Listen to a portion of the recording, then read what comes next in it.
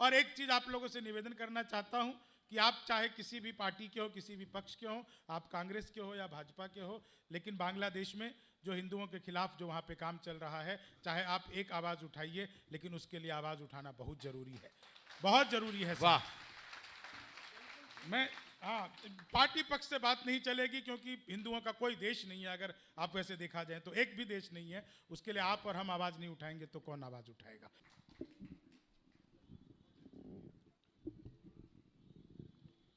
आप सभी को बहुत बहुत प्रणाम करता हूं।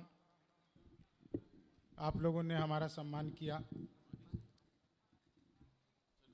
हम हैं भी इसी लायक। अनिल जी ने मुझे पहले कवि के रूप में आप लोगों के बीच में बुलाया है। आप लोग जब बाजार जाते हैं तो आपने देखा होगा कि फल बेचने वाला फल को बेचने की कला जानता है। वो सड़े गले फलों को नीचे रखता है और ताजा फल सबसे ऊपर रखता है, जिसे दिखाकर आपको बाकी के फल बेच दिए जाते हैं। आज के कवि सम्मेलन का पहला कवि मैं हूं।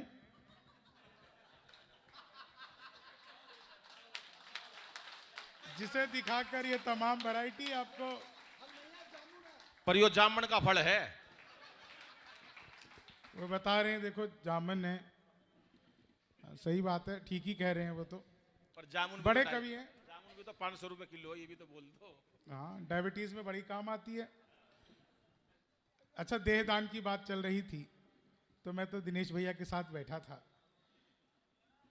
मैंने कहा भाई साहब, अगर अपन दोनों मिलकर देहदान कर दे तो 5-6 लोगों के काम आ सकता है। अपना देह ही इतना विकराल है। लेकिन आज एक चीज बस कह करके अपना काव्य पाठ शुरू करता हूं।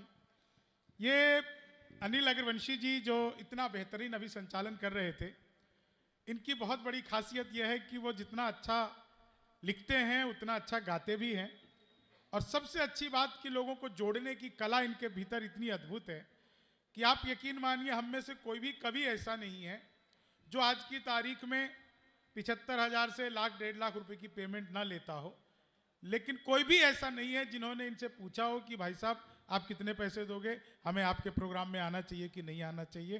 तो ये इनका एक ऐसा बनाया इन्होंने माहौल कि लोग बस इनको ये बुलाते हैं और हम लोग आ जाते हैं। तो एक बार इनके सम्मान में तालियां बजा दीजिए। लपेटे में नेताजी में तो बहुत मिलते ही रहते हैं मुझे, और अब तो मुझे लगता है सर्वाधिक एपिसोड इन्होंने किए और तमाम देश विदेश की यात्राएं की। मैं 4 लाइनें भाई साहब सुनाता हूं, आप बस इन 4 लाइनों का आनंद लीजिएगा। आज रोहिणी बहुत दिनों बाद में आया हूं, लगभग 7-8 दिन हो गए। हाँ, नहीं पहले तो ऐसे ही था, राजेश जी बुलाते रहते थे, हफ्ते में 3-4 दिन आता था। 7-8 दिन बाद आया। तो आज जो है ना, बड़ा अद्भुत रहा। मैं जैसे ही ये पीड़ागढ़ी चौक के इधर से आ रहा था तो मैं आगे पार किया, मैंने रास्ता, तो मैंने वहां देखा 2 आदमी आपस में आधे घंटे से गाली गलौज कर रहे थे। आधे घंटे तक अनिल बाबू उनका गाली गलौज नहीं रुका, पूरा जाम लग गया, मुझसे रहा नहीं गया। मैं उनके पास गया, मैंने उन्हें समझाया, तब मारपीट हुई मेरे साथ। वो पकड़कर बुरी तरह धुनने लगे, मैंने फिर समझाया तो अच्छी तरह धुना। लेकिन एक घटना जो इस अग्रसेन भवन के बाहर मेरे साथ हुई, समय से हम लोग आ गए थे, बहुत बारिश हो रही थी, तो पिछली जगह पे ही ट्रैफिक लगा था, पिछले चौराहे पर ही ट्रैफिक इतना लग गया कि गाड़ी हमें साइड में लगाना पड़ा। मैंने सोचा यार इतनी बारिश हो रही है, एक चाय वाला बेच रहा था, उसके पास में गया, मैंने कहा एक काम करो, 1 कप चाय पिलाओ, बारिश में चाय का आनंद लिया जाए। भाई साहब सुनना, आनंद लेना बिल्कुल नई चीज। मैं जैसे ही गया, मैंने कहा 1 कप चाय पिलाओ। राजेश जी ने मुझे चाय दिया, मैं चाय जैसे ही पीने लगा कि ये कुत्ता आ गया। मुझे लगा इसको कुछ देना चाहिए। मैंने तुरंत ही चाय वाले से कहा 1 बिस्कुट का पैकेट दो। उसने मुझे बिस्कुट का पैकेट दिया। मैंने पैकेट को खोला, उसमें से 1 बिस्कुट निकाला और कुत्ते को दिया। इतनी दया आई थी, पूरा पैकेट नहीं दिया, 1 बिस्कुट दिया। कुत्ते ने यूं लपका और लपकते ही अलट पलट अलट पलट अलट पलट अलट पलट 1 मिनट में 12 बार पलटी मारी, नीतीश कुमार से भी ज्यादा। भाई साहब 12 बार पलटी मारी, मैं घबरा गया। मैंने तुरंत ही चाय वाले को पकड़ लिया। मैंने कहा क्या मिला दिया तूने बिस्कुट में, जिसे खाते ही कुत्ता गुलाटी मारने लगा। ये तो अच्छा हुआ कि मैंने पहले नहीं खाया, नहीं तो मैं ही ऐसी गुलाटी मारता। तो चाय वाले ने हाथ जोड़ लिया, उसका जवाब सुनना और आप लोगों की तालियां चाहिए। चाय वाले ने हाथ जोड़ लिया, बोला बाबूजी मुझे मत डांटिए, बिस्कुट पतंजलि का है, जिसे खाते ही कुत्ता अनुलोम विलोम कपाल भाती सूर्य नमस्कार प्राणायाम सब कुछ एक साथ करने लगा है। तो चीजों का कितना ज्यादा फर्क होता है साहब, कमाल की चीजें होती है। मैंने तो देखिए पिछले दिनों मोदी जी से पूछा, मैंने कहा मोदी जी आपकी नीयत क्या है। और दोस्तों एक लाइन में बात आप तक पहुंच जाए तो एक एक व्यक्ति का आशीर्वाद चाहिए। मैंने पूछा मोदी जी आपकी नीयत क्या है। मोदी जी बोले मेरी नीयत पाक साफ है।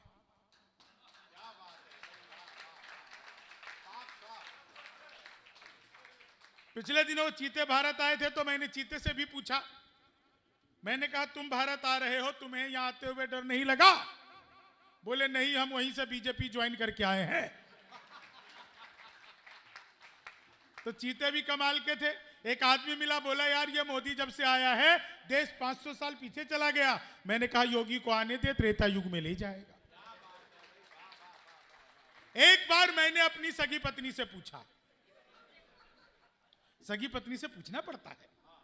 मैंने एक बार अपनी सगी पत्नी से पूछा, मैंने कहा क्या मैं तुम्हारे सपनों में आता हूं। बोली नहीं, मैं हनुमान चालीसा पढ़कर सोती हूं। तालियां थोड़ी कमजोर है आप लोगों।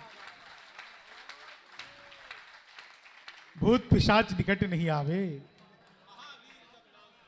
मैं सच बता रहा हूं, कितना बढ़िया बात कही अनिल जी ने कि इंजॉय का लेवल बढ़ जाए तो एंजियोग्राफी कराने की जरूरत नहीं पड़ती है। और एंजियोग्राफी से मुझे डॉक्टर याद आते हैं। आपको बिल्कुल नई बात बताता हूं, आप लोगों ने खूब कवि सम्मेलन सुने होंगे। अनिल बाबू मजा आ जाएगा। भाई साहब दिनेश जी, भाई साहब श्रेष्ठ कवि हमारे बीच में, जिनकी 19 से ज्यादा किताबें आ चुकी है, ऐसे अद्भुत कवि हमारे बीच में आदरणीय दिनेश रघुवंशी जी हैं। लेकिन मैं आपको बताता हूं, वैसे बिल्कुल नई बात। भाई साहब प्रवीण शुक्ला जी आनंद लीजिए। मैं बता रहा हूं कि वो एक ऑपरेशन थिएटर में दृश्य देखना। ऑपरेशन थिएटर में डॉक्टर घुसा, मरीज लेटा हुआ है। मरीज को देखते ही डॉक्टर ने कहा पांडे घबराओ मत। मरीज उठकर बैठ गया। बोले डॉक्टर साहब मुझे लगता है आपको गलतफहमी हुई है, आप किसी और मरीज का ऑपरेशन करना चाह रहे हैं, क्योंकि मेरा नाम पांडे नहीं है। तो डॉक्टर बोला नहीं, मेरा नाम पांडे है, मैं खुद को कह रहा हूं पांडे, घबराओ मत। तो साहब मरीज की तो हालत ही खराब हो गई। मरीज ने देखा कोने में वो कंपाउंडर, उसके हाथ में फूलों की माला। उसने पूछ लिया कि ये क्या है। बोले ये कुछ नहीं, इसमें क्या होगा, ये कंपाउंडर है, इसके हाथों में फूलों की माला है। तो वही तो पूछ रहा हूं ये क्यों है। बोले देखो ये मेरा पहला ऑपरेशन है, सफल हो गया तो मेरे लिए। क्या बात है, आप लोग तो आधे में ही समझ जाते हैं। बहुत ही बढ़िया सुन रहे हो भाई साहब, आप लोग कमाल सुन रहे हो। महिलाएं यहां पर इतनी संख्या में है, महिलाओं को विशेष प्रणाम करता हूं। महिलाओं को कुछ भी कर लो भाई साहब, इनको हंसाना दुनिया का सबसे मुश्किल काम है। इतना मुश्किल काम है मैं बता नहीं सकता। आप इनको खुश करने के लिए, जितने आदमी है मुझे बताना, आप इनको खुश करने के लिए बैंक भी लूट करके ले आओ तो ये कहेंगी एसबीआई का क्यों लूटा, अपना ही अकाउंट था उसमें, आईसीआईसीआई का लूटना चाहिए था। तो महिलाओं को खुश करना बड़ा मुश्किल है। 1000 तरीके अपना लो। इस बार सभी पुरुषों की तालियां चाहूंगा राजेश जी। 1000 तरीके अपना लो, आप महिला को खुश नहीं कर सकते। हम पुरुष महिलाओं को देखते ही खुश हो जाते हैं, हमें किसी तरीके की जरूरत। मैं बिल्कुल लॉजिकल बात करता हूं भाई साहब, इधर उधर की कोई बात ही नहीं। बिल्कुल आपको सच बता रहा हूं, एकदम बिल्कुल सच्ची घटना। और आप लोगों को लगे कि बिल्कुल सच्ची घटना है तो एक एक व्यक्ति का आशीर्वाद चाहिए। एक दिन पत्नी बोली, प्रवीण जी बिल्कुल नई बात सुनो। एक दिन पत्नी बोली आज खाना मैं बनाऊंगी।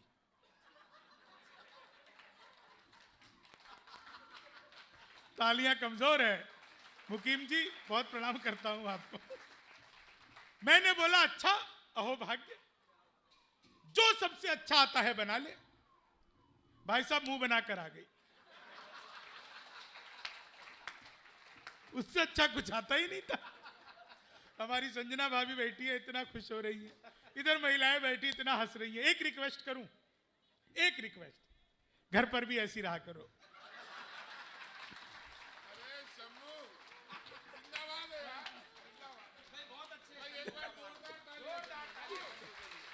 भाई शंभू कमाल कर दिया, वाह। अरे भाई साहब, मैंने कहा जो सबसे अच्छा था बना ले, मुंह बना के आ गई। लेकिन भाई साहब उसने बनाई पनीर की सब्जी। मैंने उसमें पनीर ढूंढा, कहीं नहीं था। मैंने कहा भाग्यवान, ये तूने क्या पनीर बना दिया? बोली खोया पनीर।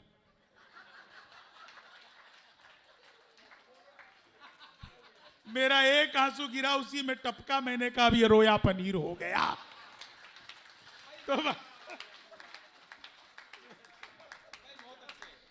तो भाई साहब मेरे रंग रूप की बात कर रहे थे। आप सबको बता देना चाहता हूं, ये तिरंगे के बैलून लगे हुए हैं। भाई साहब धन्यवाद। रंग रूप की बता रहा हूं आपको, जितने भी लोग बैठे हैं। भाई साहब जीवन में कभी इश्क करो, मोहब्बत करो, प्यार करो तो हमेशा काले लोगों से करो, क्योंकि गोरे तो आजादी से पहले भी बेवफा थे।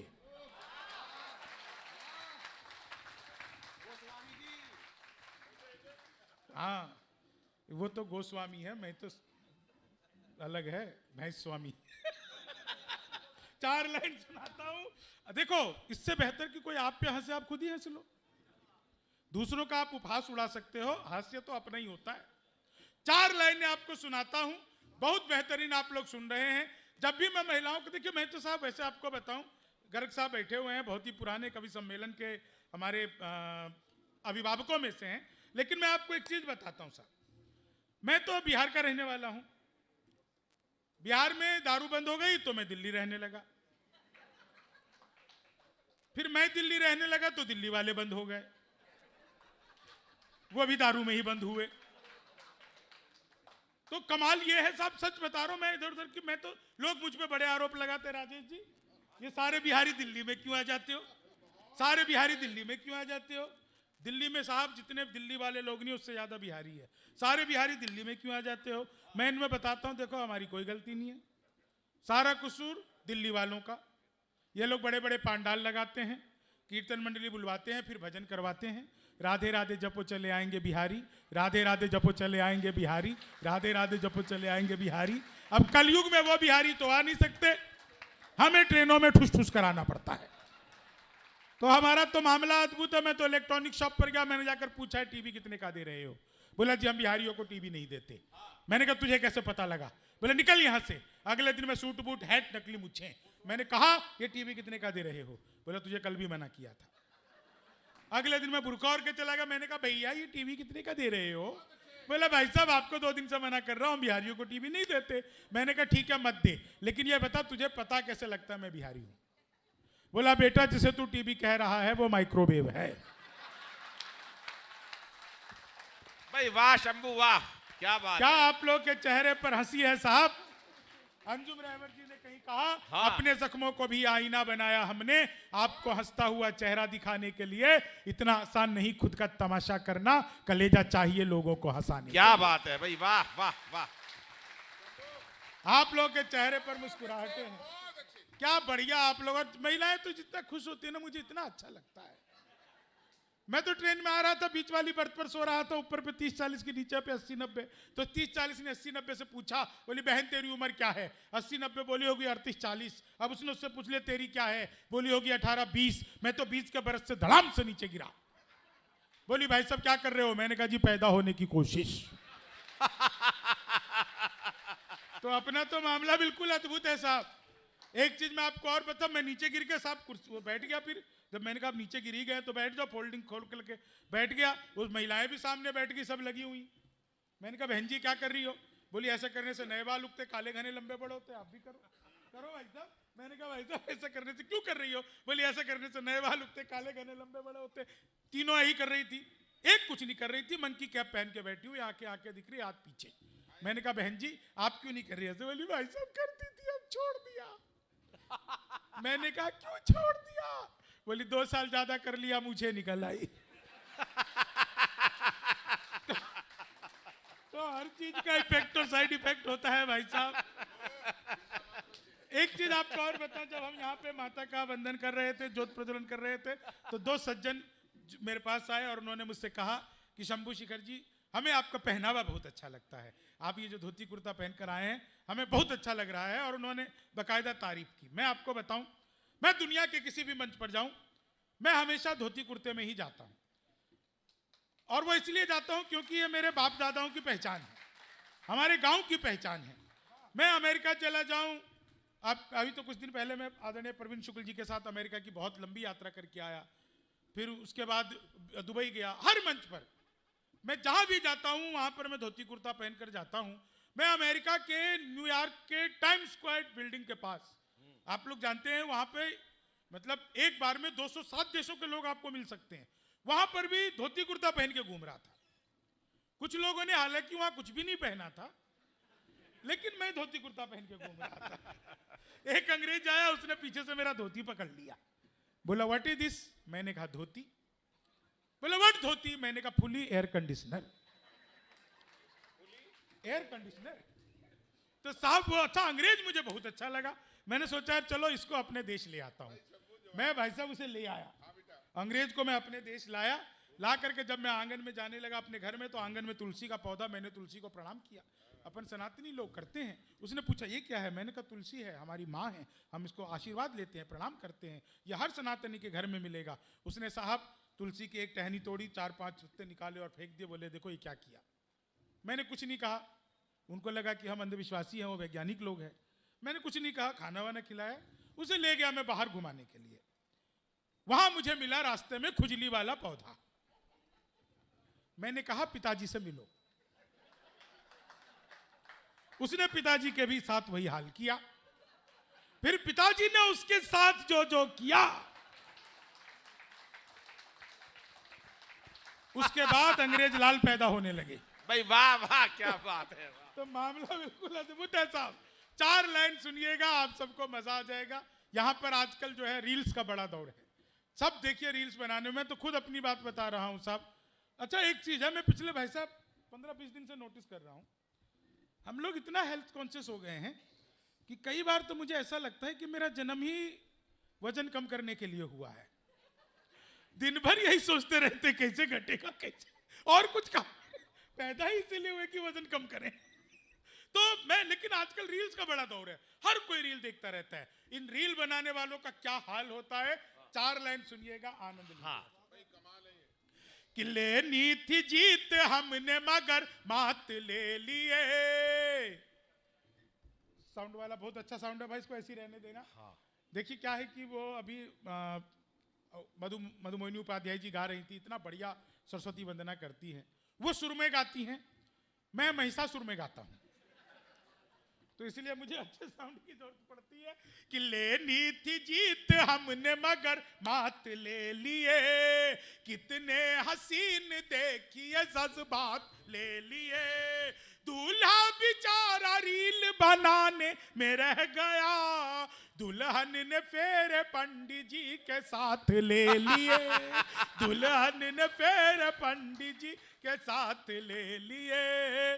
4 लाइनें और सुनाता हूं और एक छोटी सी कविता के बाद अपना स्थान लेता हूं, क्योंकि समय की अपनी सीमाएं हैं, सीमाओं की अपनी मर्यादाएं हैं। मैं 4 लाइनें सुनाता हूं और एक चीज आप लोगों से निवेदन करना चाहता हूं कि आप चाहे किसी भी पार्टी के हो, किसी भी पक्ष के हो, आप कांग्रेस के हो या भाजपा के हो, लेकिन बांग्लादेश में जो हिंदुओं के खिलाफ जो वहाँ पे काम चल रहा है, चाहे आप एक आवाज़ उठाइए, लेकिन उसके लिए आवाज़ उठाना बहुत ज़रूरी है, बहुत ज़रूरी है। वाह। मैं हाँ, पार्टी पक्ष से बात नहीं चलेगी, क्योंकि हिंदुओं का कोई देश नहीं है, अगर आप वैसे देखा जाए तो एक भी देश नहीं है, उसके लिए आप और हम आवाज़ नहीं उठाएंगे तो कौन आवाज़ उठाएगा। एक 4 लाइन सुनिएगा, आनंद लीजिएगा। कि मित्र मिले हम 4, एक बोला सुन यार, जोश के बिना तो ये जवानी सुनी सुनी है, दूजा बोला जोश से ही काम चलता नहीं है, हौसला जो ना हो तो रवानी सुनी सुनी है। तीजा बोला मैं तो बस एक बात मानता हूं, प्यार के बिना सभी कहानी सुनी सुनी है। मैंने कहा प्यार जोश हौसला सही है, पर हंसी ना हो तो ये जिंदगानी सुनी सुनी है। क्या बात है, वाह। हंसी ना हो तो ये जिंदगानी सुनी सुनी है। और आंधियां गमों की जब तेज चलने लगे तो दोस्तों के बीच में ठहाके मार हंसना। जिंदगी का एक ही मंत्र याद रखिए दोस्तों, आपका घर अगर सड़क पर आ जाए, सड़क के किनारे आ जाए तो घर की कीमत बढ़ जाती है। आपकी दुकान अगर सड़क पर आ जाए तो दुकान की कीमत बढ़ जाती है। आपका खेत अगर सड़क पर आ जाए तो खेत की कीमत बढ़ जाती है। लेकिन जिस दिन हम खुद सड़क पर आ जाते हैं हमारी कोई कीमत नहीं रहती है। इसलिए सबसे ज्यादा कीमती अगर कुछ उसमें है तो वो हम हैं। आंधियां गमों की जब तेज चलने लगे तो दोस्तों के बीच में ठहाके मार हंसना। रास्ते सफलता के बंद जब होने लगे, मंजिलों को देख देख लगातार हंसना। अपने पराए जब रूठ जाएं तुझसे तो खुद से लिपट कर बार बार हंसना। और बात मेरी एक गांठ बांध रख ले तू प्यारे, सैकड़ों दुखों की दवा एक बार हंसना। क्या बात है, सैकड़ों दुखों वाह, की दवा वाह। एक बार हंसना। आभार, धन्यवाद।